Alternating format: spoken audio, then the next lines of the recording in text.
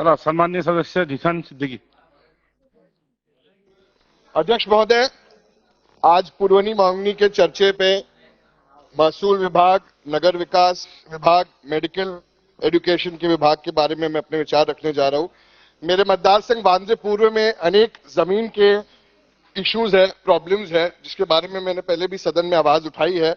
मेरे वांद्रे पूर्व मतदार संघ में बहराम नगर, नौपाड़ा, बापूजी स्टॉल, तीन बंगला, गरीब नगर में लोगों को बहुत दिक्कतें हो रही है, क्योंकि रेलवे और कलेक्टर की लैंड के एक झगड़ा चल रहा है, जिसकी वजह से कोई भी उधर एसआरए का प्रोजेक्ट नहीं हो सकता है, रीडेवलपमेंट नहीं हो सकता है। एक और सिटी सर्वे करना उधर बहुत जरूरी है, बहुत ही महत्वपूर्ण है। रेलवे ने सिर्फ 127 एकड़ लैंड उधर क्लेम किया था, पर महाराष्ट्र सरकार ने 204 एकड़ तकरीबन उन्हें दिया है, जो 77 एकड़ एक्स्ट्रा है। ये होने की वजह से डेवलपमेंट उधर नहीं हो रहा है, और डेवलपमेंट बहुत महत्वपूर्ण है। मेरी यही रिक्वेस्ट है। बाला साहब थोराट जी जब रेवेन्यू मिनिस्टर थे, तब उन्होंने एक बैठक भी लगाई थी। मुझे यकीन है कि आदरणीय महसूल मंत्री एक बैठक लगाएंगे और स्थानिक लोग को इनका हक जरूर देंगे। अनेक लैंड के इश्यूज है। हाल ही में बीकेसी भारत नगर में लोगों के झोपड़ों को तोड़ा जा रहा है, गलत तरीके से नोटिस इशू कर रहे हैं। बीकेसी भारत नगर एक गैजेटेड नोटिफाइड माडा के लेआउट की लैंड है, पर फिर भी उधर एसआरए की तरफ से नोटिस जा रहा है, मगर उधर एसआरए का स्कीम इंप्लीमेंट नहीं हो सकता है। उनका डेवलपमेंट होना चाहिए माडा के हिसाब से 33(5) के हिसाब से, और एसआरए के हिसाब से नहीं।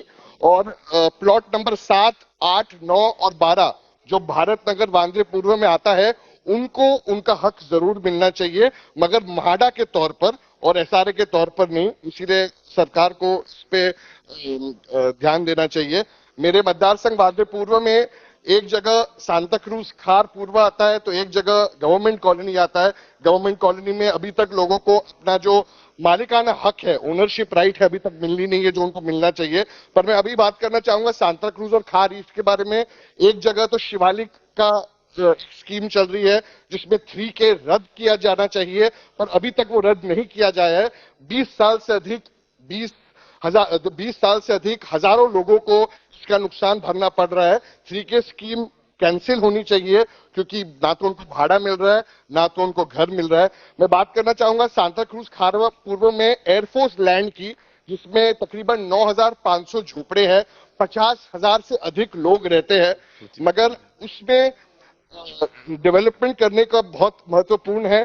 स्टेट गवर्नमेंट ने सेंट्रल गवर्नमेंट को एक 50-50 फॉर्मूला, एक प्रिंसिपल सजेशन भी दिया था, जिसमें इन साइटू रिहैबिलिटेशन का उन्होंने सजेस्ट किया था, मगर अभी तक ये इंप्लीमेंट हुआ नहीं है।